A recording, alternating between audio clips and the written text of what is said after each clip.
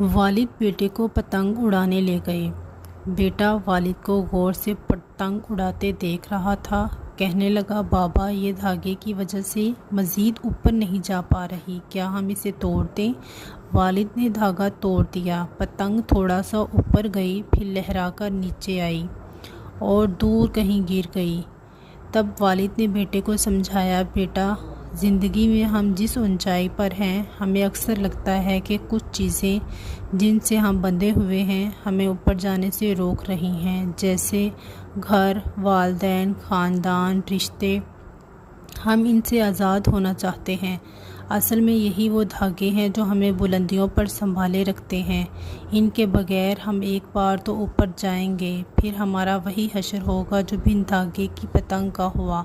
लिहाजा अगर तुम ज़िंदगी में बुलंदियों पर बने रहना चाहो तो कभी इन धागों से ताल्लुक़ मत तोड़ना।